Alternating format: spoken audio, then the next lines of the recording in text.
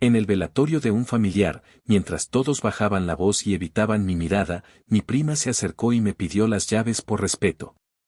Dijo que yo no tenía ningún derecho sobre la herencia.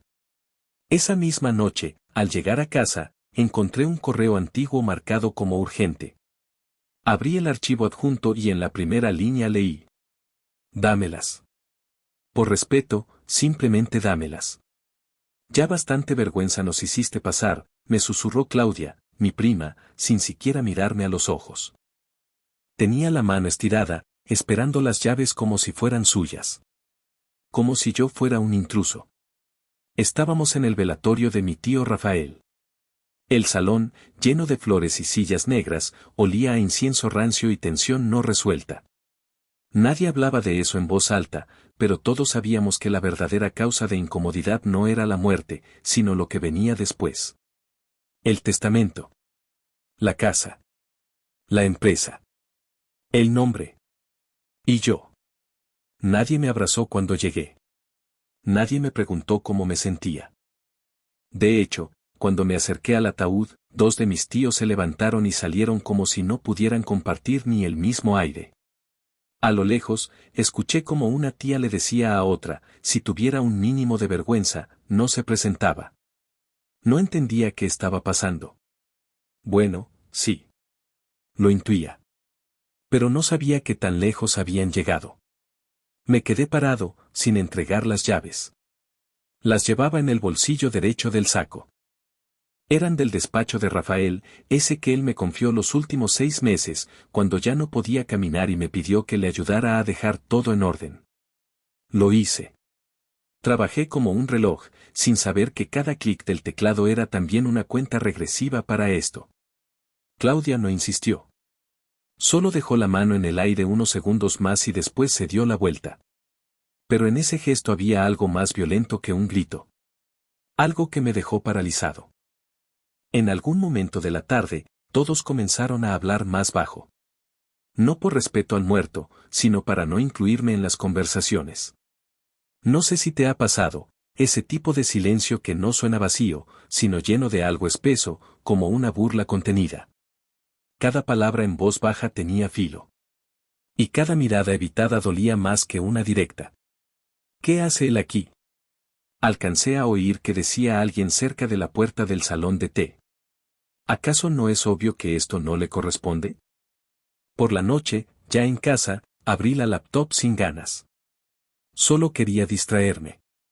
Tomar aire. Pero en mi bandeja de entrada había un correo con fecha de 8 meses atrás. De Rafael. Asunto, urgente. No abrir delante de nadie. Me quedé inmóvil. Mi corazón empezó a latir más rápido, como si algo dentro de mí ya supiera lo que iba a encontrar. Abrí el mensaje. Había un solo archivo adjunto, un documento de Word, sin nombre. Lo abrí. En la primera línea decía: si estás leyendo esto, significa que alguien te ha hecho creer que no tenés derecho a lo que te pertenece.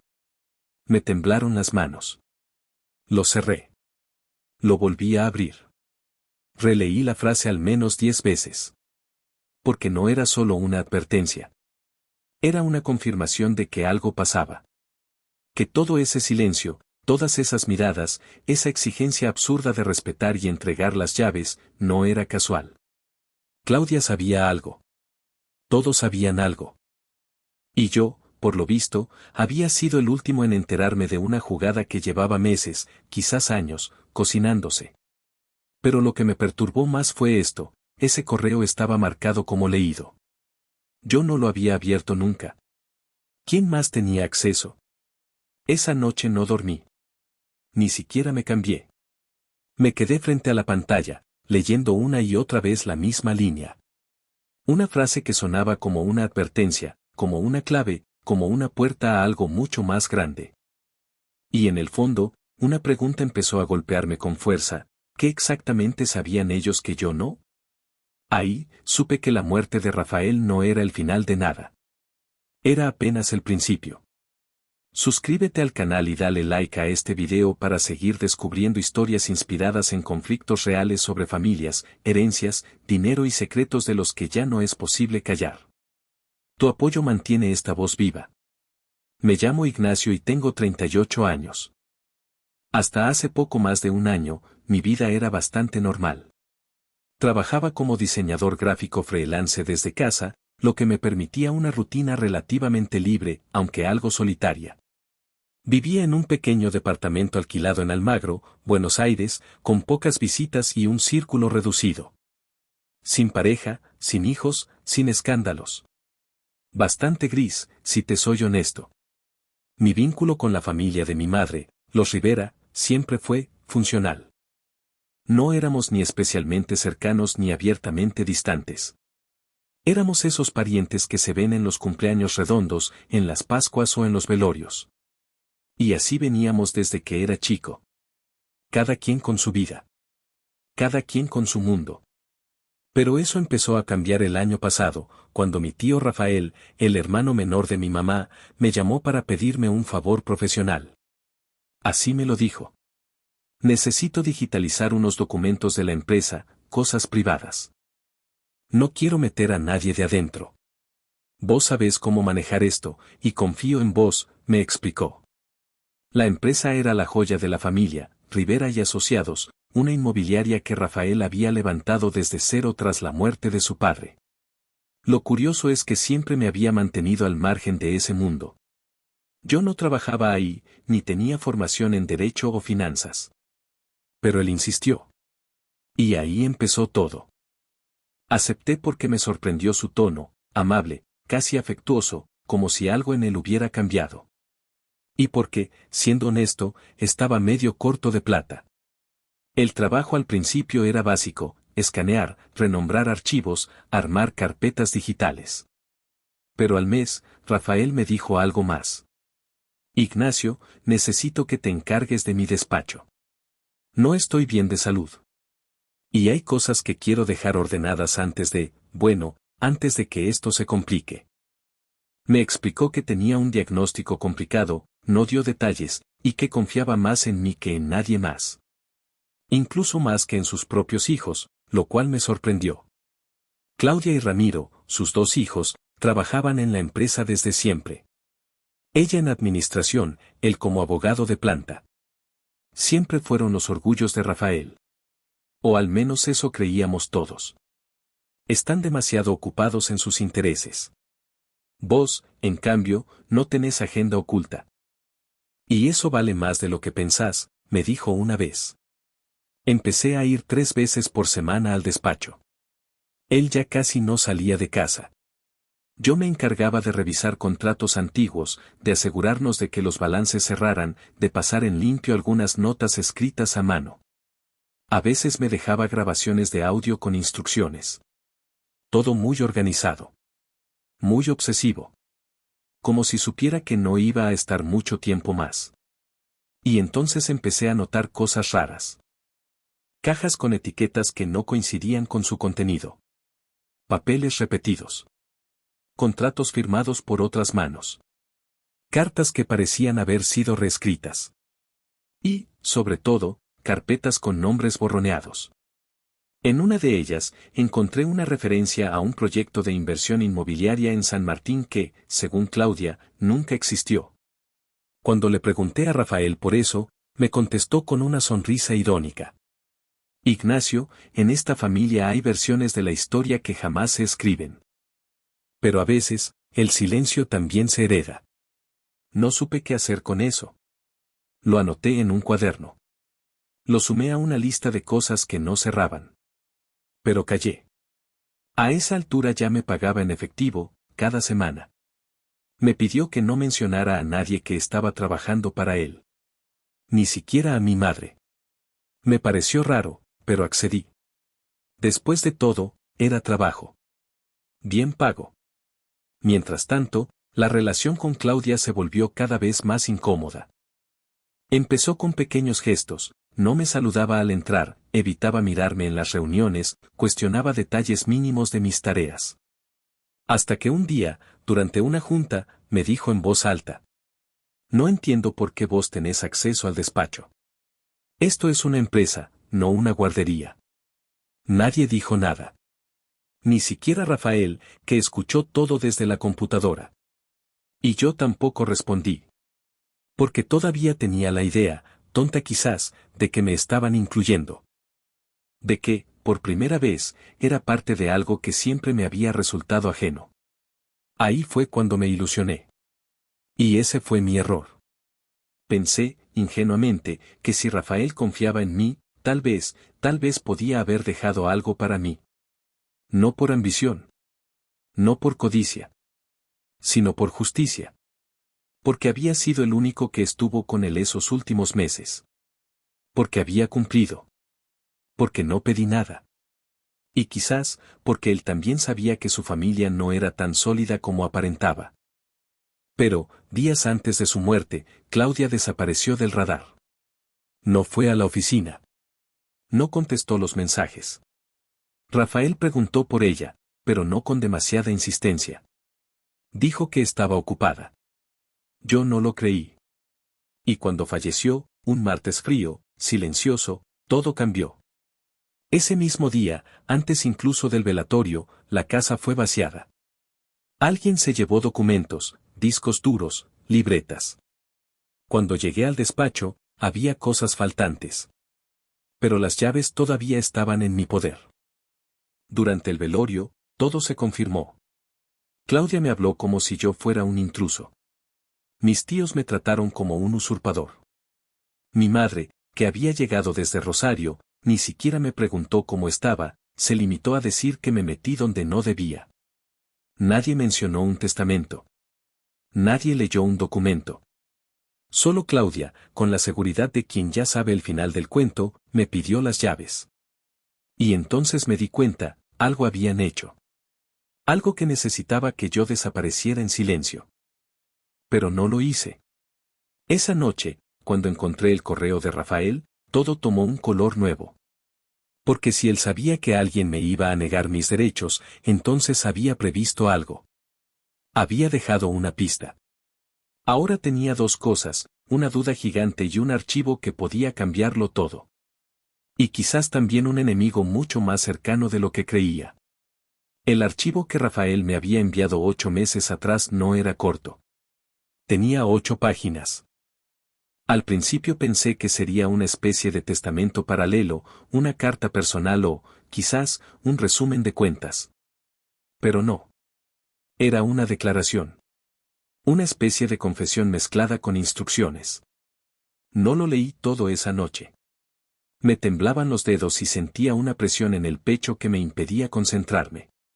Solo alcancé a entender que ahí estaba el centro del conflicto. Rafael no confiaba en sus hijos. Y no me refería a un disgusto pasajero. Usaba palabras duras, manipulación, desvío de fondos, traición. Y en el margen, en rojo, había una línea subrayada. Este documento solo tiene validez si se presenta antes de que se abra el testamento oficial. Esa frase me despertó de golpe. ¿Qué testamento oficial? Nadie había mencionado uno. Y si nadie lo presentaba, si todo quedaba en manos de Claudia y Ramiro, ¿quién lo iba a saber? Me senté, respiré hondo, y a la mañana siguiente hice una copia impresa de todo.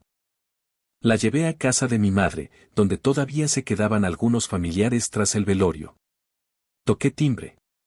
Abrió Ramiro, con una taza en la mano y cara de fastidio. ¿Qué haces acá?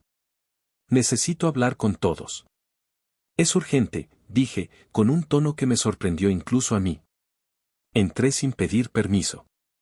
Mi madre, Claudia, 2 tíos y una prima estaban en el comedor. Todos se quedaron en silencio. La televisión estaba encendida, pero el volumen bajísimo. Un detalle mínimo, pero que me hizo sentir que sabían que algo venía. Tengo en mi poder una carta de Rafael. Me la envió 8 meses antes de morir, dije sin rodeos. Y si no tengo una explicación clara, la presento ante un juez sucesorio esta misma semana. Claudia se rió. Pero fue una risa tensa, casi forzada. ¿Y ahora vas a hacerte el heredero, Ignacio? Dijo. Deja de jugar a ser importante. No tenés ni idea en lo que te estás metiendo. Sé más de lo que vos pensás, le respondí, sacando la copia del sobre. ¿Querés leerlo vos o prefieren que lo lea yo? Mi madre se levantó. Ignacio, no es momento ni lugar. Rafael ya no está. No hay necesidad de pelear por lo que él decidió en vida. ¿Y vos cómo sabés lo que él decidió? Pregunté, mirándola. Ella bajó la mirada. Fue Claudia la que finalmente se acercó. Tomó las hojas como si estuviera tocando algo sucio. Esto no tiene ninguna validez. Ni firma tiene. ¿Qué pensás hacer con esto? ¿Escandalizar? ¿Amenazar? ¿Quedarte con algo que no es tuyo? Vos nunca fuiste parte de esta familia, Ignacio. Nunca. Eso me dolió. Porque en el fondo era verdad. Siempre fui el que estaba al margen. El que nadie llamaba. El que solo era el hijo de Silvia en los cumpleaños. Pero Rafael me había abierto una puerta. Y quizás esa fue su manera de decirme, vos también sos parte. No quiero lo que no me corresponde, le respondí con voz firme. Pero si alguien escondió o falsificó algo, lo voy a averiguar. Esto no es una amenaza. Es una promesa. Ramiro se rió con desprecio. Ignacio, no sabés cómo funciona esto. No tenés ni abogado. No tenés contactos. Te van a pasar por arriba. Me acerqué a la mesa. Tomé el sobre con las copias, lo guardé y caminé hacia la puerta. Pero antes de salir, me di vuelta y solté. Entonces no deberían tener miedo. Cerré la puerta despacio. Ninguno me siguió. Nadie gritó. Solo escuché el clic del televisor cuando lo apagaron. 2 días después recibí una citación informal. Ramiro quería resolver esto sin escándalos y me invitaba a una reunión en la oficina de Rivera y Asociados. Acepté. Me presenté con un abogado. No uno caro. Un colega de un amigo, joven pero aguerrido. Llevamos el documento impreso y también en pendrive. Pedimos una copia del testamento oficial. Ahí fue cuando cayó la bomba. El testamento había sido modificado 3 semanas antes de la muerte de Rafael. La firma, supuestamente hecha en presencia de un escribano, excluía cualquier mención a mí o a cualquier otro heredero fuera del círculo familiar directo. Pero había una falla. La firma no coincidía con los últimos documentos firmados por Rafael. Tenía un trazo firme y recto, cuando sus últimas notas estaban escritas con mano temblorosa. Mi abogado pidió una pericia caligráfica. Ramiro dijo que no tenían por qué aceptar eso. Y entonces mostré el correo. El mensaje digital, enviado desde el mail oficial de Rafael, con fecha y hora verificables. Con instrucciones claras. Con frases que describían movimientos internos sospechosos, personas involucradas y transferencias ocultas. En ese momento, Claudia perdió la calma. Esto es una trampa. Una manipulación. Rafael ya no estaba en sus cabales. Vos lo envenenaste contra nosotros. Se levantó de la silla. Golpeó la mesa. Me miró con los ojos llenos de furia. Vos no sos nada. Nada. Y yo, con un nudo en la garganta, solo le respondí. Tal vez. Pero ahora todos van a saber la verdad. Esa fue la última vez que estuve en esa oficina. Afuera, el cielo estaba nublado. El aire olía a humedad y a algo más espeso, el miedo de quienes sienten que ya no pueden controlar la historia que construyeron a su favor. Y yo, por primera vez, sentí que tenía algo de poder. Aunque todavía no sabía el precio que eso iba a tener. Durante las primeras 2 semanas después de esa reunión, el silencio fue total. No hubo llamados. No hubo correos. Nada. Era como si de repente me hubieran arrancado del mapa familiar por completo. Ni siquiera mi madre volvió a escribirme. Solo me llegó un mensaje escueto, sin firma, te estás equivocando. No todo lo que se hereda vale la pena. Mientras tanto, mi abogado presentó oficialmente el documento de Rafael ante la justicia sucesoria, junto con la copia del correo electrónico original. También solicitamos una medida cautelar para que no se pudiera ejecutar ninguna parte del testamento hasta que se hiciera la pericia caligráfica correspondiente. Y ahí fue cuando todo se empezó a mover. La justicia aceptó frenar momentáneamente el reparto de bienes. Eso fue un golpe directo para Claudia y Ramiro, que ya se habían apropiado simbólicamente, y en algunos casos, físicamente, de los bienes más valiosos, el departamento de Palermo, el despacho principal, las acciones mayoritarias de la empresa. Mi abogado me lo explicó así. Lo que hiciste fue patear un tablero que ya tenían armado. Ahora están enojados porque tienen que demostrar que jugaron limpio. Durante esos días, mi rutina cambió por completo. Me pasaba horas en el estudio del abogado, revisando documentos viejos, mails cruzados, archivos que Rafael me había hecho digitalizar y que ahora parecían adquirir una nueva luz. Algunos tenían anotaciones a mano que parecían advertencias. Frases como verificar esta firma, no confiar en lo hablado, buscar original en la caja fuerte. Me volví casi un detective de mi propia historia. Y, al mismo tiempo, me di cuenta de algo triste: Rafael había estado más solo de lo que yo pensaba. Sus últimas decisiones fueron una especie de guerra silenciosa contra sus propios hijos. Pero no por odio. Por decepción. El día de la pericia fue uno de los más tensos de mi vida. En un despacho frío del Poder Judicial, una perito caligráfica analizó varias muestras, cheques, cartas firmadas, formularios, el testamento nuevo. El proceso fue minucioso. Nada de emociones. Solo trazos, presión, dirección, temblores. Y al cabo de unos días, el informe fue claro: la firma del testamento nuevo no coincidía con la firma real de Rafael en sus últimos 6 meses de vida. Era altamente probable que hubiera sido falsificada o colocada sin su consentimiento. Esa información cambió todo. De inmediato, Claudia y Ramiro se vieron obligados a presentar un documento adicional, un supuesto video de Rafael firmando el testamento frente al escribano. Pero el video no tenía audio. Y la fecha del archivo no coincidía con la fecha declarada en el documento legal. Mi abogado sonrió cuando lo vio. Están desesperados. Esto ya no es una sucesión, es una carrera por evitar una imputación penal. Pero a mí no me hacía gracia. Estaba agotado. Había perdido peso. No dormía bien. Cada vez que pensaba en mi familia, me sentía como un traidor. Aunque tuviera razón, el precio era altísimo. Y aún no sabía si valía la pena. Lo peor fue el aislamiento. Amigos en común con Claudia empezaron a borrarme de grupos de WhatsApp. Un primo dejó de responder mis mensajes. Incluso colegas con los que había trabajado en la digitalización me escribieron para pedirme distancia. Todo el mundo parecía haber comprado una versión de los hechos, la del sobrino resentido que se quiso quedar con lo que no le correspondía. Un día, sin esperarlo, recibí un mensaje de voz. Era de Claudia. No lloraba. No gritaba. Pero su voz sonaba quebrada. ¿Qué ganas con esto, Ignacio? ¿Qué pretendes demostrar? ¿Que papá era un santo? No lo era. Vos lo viste en los últimos meses, pero yo lo vi toda la vida. No sabes nada.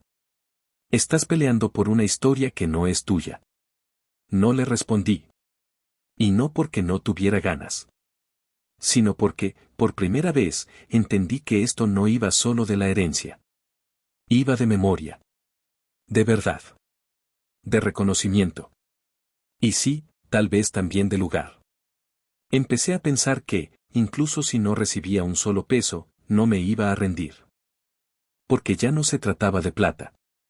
Era algo más profundo. Yo tenía que demostrar, aunque fuera solo para mí mismo, que no estaba loco. Que lo que vi, lo que sentí en esos meses con Rafael, era real. Mientras tanto, el proceso judicial seguía. El juez pidió informes complementarios. Se citó al escribano. Se pidió la presentación del testamento anterior, si existía. Y ahí apareció algo inesperado. En un antiguo expediente del estudio jurídico de Rafael, se encontró una carta manuscrita, firmada y fechada un año antes de su muerte, que no era un testamento, pero sí una declaración de intenciones. En ella, Rafael expresaba que estaba considerando incorporar a Ignacio como beneficiario parcial, por su dedicación y cuidado en esta etapa difícil. Era una carta simple. De puño y letra. Sin notariado. Pero con peso simbólico. La mencionó como documento reservado, aún sin ejecutar. Mi abogado la llamó la bisagra emocional del caso. Yo la llamé, la primera vez que alguien me reconocía sin vergüenza. A partir de ahí, el tono del juicio cambió. Ya no era yo el que tenía que demostrar que no era un oportunista. Ahora eran Claudia y Ramiro los que tenían que explicar las inconsistencias. La justicia ordenó abrir la caja fuerte personal de Rafael, ubicada en una bóveda bancaria de Retiro. Y eso fue un nuevo giro.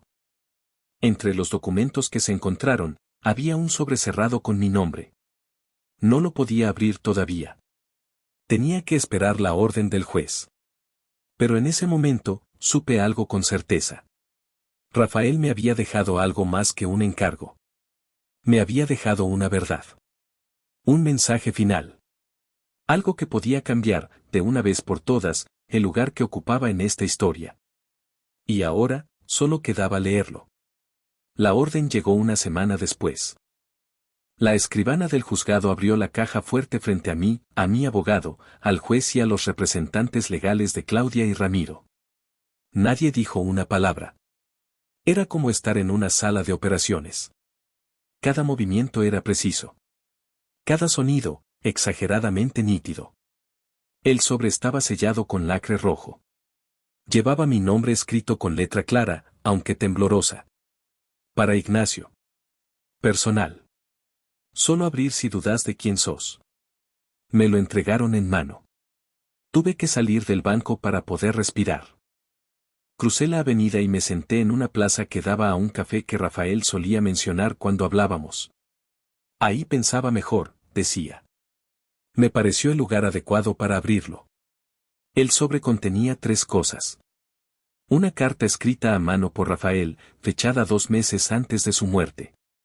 Una copia del testamento anterior, firmado y certificado, donde yo figuraba como beneficiario de una parte minoritaria de la empresa y del departamento en Almagro. Una foto, una Polaroid antigua, donde aparecía Rafael abrazando a una mujer joven. En el dorso, con tinta corrida, decía, Silvia y yo, 1984. Rosario. Mi madre. Mi corazón se detuvo por un momento. Leí la carta. Ignacio. Te mentí por años. No por maldad, sino por miedo. Porque la verdad, a veces, no mejora nada. Solo duele. Pero si estás leyendo esto, es porque llegó el momento. Yo soy tu padre. Tu madre y yo tuvimos una historia corta, en un tiempo complicado. Ella decidió criarte sola, y yo lo acepté. No por cobardía, sino porque en aquel entonces creí que era lo mejor para todos. Cometí muchos errores. Este fue el que más me pesó.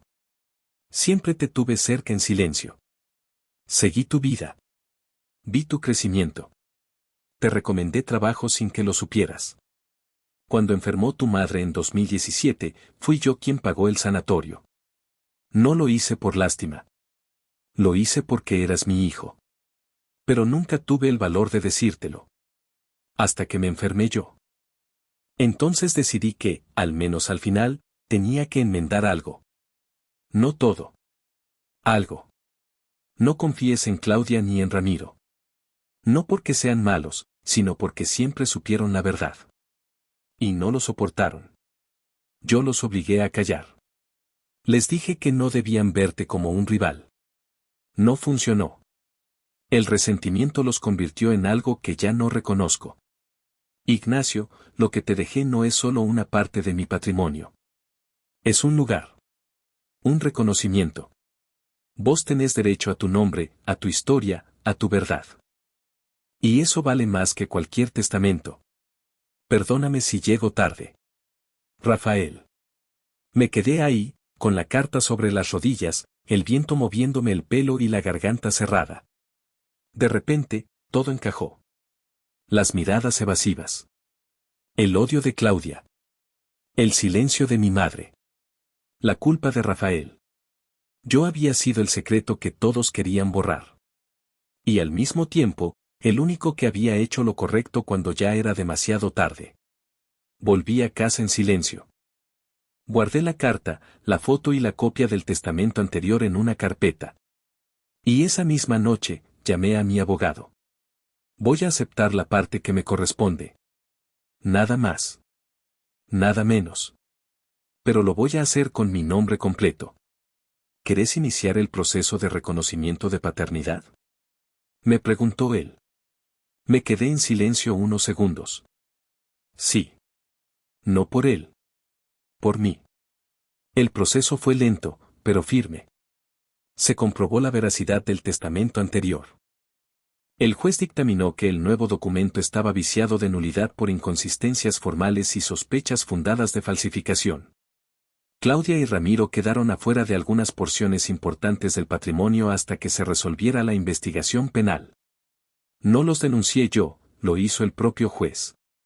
Yo heredé una parte menor de la empresa, que vendí al poco tiempo, y el departamento donde vivía, que resultó ser propiedad de Rafael desde hacía años. Entendí que todo había estado planeado. De forma torpe, tal vez, pero honesta en su esencia. No volví a ver a Claudia. Ni a Ramiro. Mi madre me llamó, meses después, y me pidió perdón.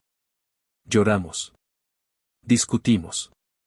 Pero en el fondo supe que ella también había sido prisionera del secreto. Y que cada quien sobrevive como puede. Hoy vivo en el mismo departamento de Almagro. Trabajo menos. Camino más.